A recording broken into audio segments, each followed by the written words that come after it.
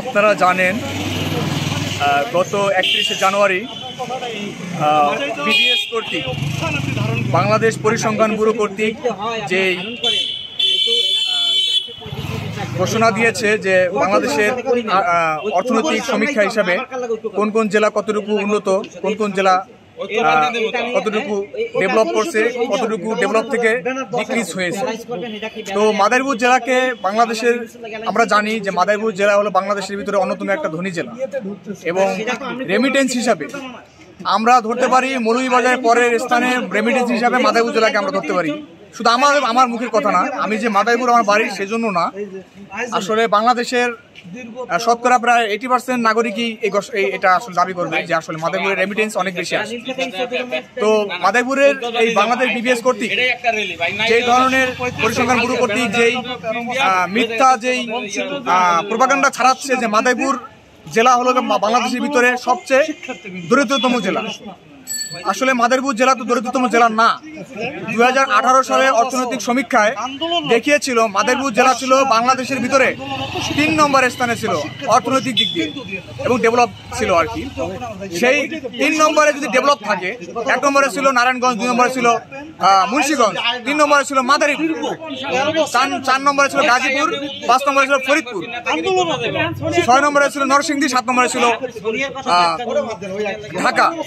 তাই এই বছরে এই যে 2025 সালে যেই জনসংখ্যা প্রতিবেদন এই অর্থনৈতিক যে প্রতিবেদন দিয়েছে বাংলাদেশ বিবিএস পরিসংখ্যান ব্যুরো, এটা আসলে অযৌক্তিক এবং তারা কোনো হিসাব নিকাশ না করেনি এবং সঠিক তথ্য দাঁড় করেনি। এখানে তাদের মন গড়া তথ্য দিয়ে তারা আমাদেরকে আমাদের মাদারীপুরবাসীকে অসম্মান করা হয়েছে।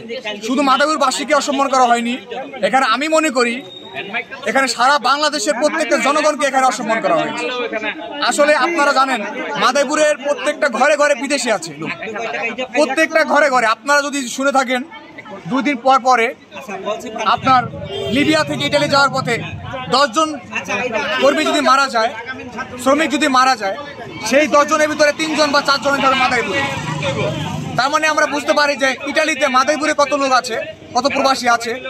আর সেই মাদারীপুর জেলাকে এই বাংলাদেশের ভিতরে সবচেয়ে দরিদ্রতম জেলা হিসেবে ঘোষণা করা, এটা আসলে খুবই লজ্জাকর একটা ব্যাপার। আমরা এটা তীব্র নিন্দা এবং প্রতিবাদ জানাচ্ছি। সেই সঙ্গে বাংলাদেশ সরকারকে বলতে চাই, উপযুক্ত কর্মী নিয়োগ করে বাংলাদেশ পরিসংখ্যান ব্যুরোকে যেন সঠিকভাবে পরিচালনা করা হয় এবং সঠিকভাবে যেন পরিচালনা করে সঠিক আইন বাস্তবায়ন করে তথ্য যেন প্রচার করা হয়, এই আহ্বান জানাচ্ছি বাংলাদেশ সরকারের প্রতি। সরকার এই ধরনের সিদ্ধান্ত কেন নিল? আপনি কি মনে করেন যে এই তথ্য বিবিএস কি ভুল করেছে? বিবিএস 100% ভুল করেছে।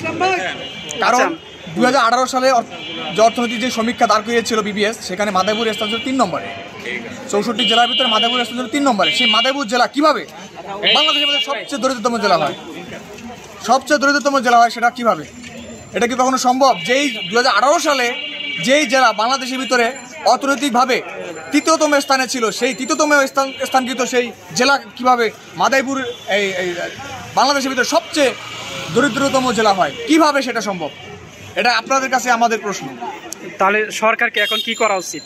এখন সরকারের উচিত সঠিক এবং গুণগত মানের এবং ভালো শিক্ষিত কর্মী নিয়োগ করে তথ্য উপাত্তকে সংগ্রহ করে ভালো করে যাচাই বাছাই করে সঠিক একটা অর্থনৈতিক সমীক্ষা যেন প্রকাশ করা হয়, সরকারের প্রতি এই আবেদন জানাচ্ছি। আর মাদারীপুর ডিস্ট্রিক্ট যে দরিদ্রতম জেলা, এটা কি কোনো পরিবর্তন করবে কিনা সরকার? এই ব্যাপারে কিছু বলেন। আসলে আমাদের আগামীকালকে আমরা একটা আন্দোলন ডাক দিয়েছি, 5 দফা আন্দোলন। সেখানে মাদারীপুর জেলায় 5 দফা আন্দোলনের জন্য যে ডাক অনুষ্ঠান, আন্দোলনটা কোথায় হবে? আন্দোলন হবে আমাদের প্রেস ক্লাবে। হ্যাঁ, প্রেস ক্লাবে। কখন হবে? আমাদের আন্দোলন শুরু হবে সকাল 11টা থেকে। আচ্ছা, 10টা থেকে আমরা সবাই জড়ো হবে ইনশাআল্লাহ, এবং 11টা থেকে আমাদের কার্যক্রম শুরু হবে, আমাদের প্রতিবাদ শুরু হবে এবং আমাদের 5 দফা দাবিও আছে। এখানে মাদারীপুর জেলায় একটি মেডিকেল বিশ্ববিদ্যালয় স্থাপন করতে হবে, মাদারীপুর জেলার বিরুদ্ধে সকল ধরনের ষড়যন্ত্র বন্ধ করতে হবে এবং মাদারীপুর জেলাকে শিল্প কারখানা কেন্দ্রিক জেলা হিসেবে ঘোষণা করতে হবে এবং আরো অনেক আমাদের কিছু দাবি দেওয়া আছে। আপনাদের দাবি কয় দফা? 5 দফা দাবি। 5 দফা দাবি। আচ্ছা, ঠিক আছে।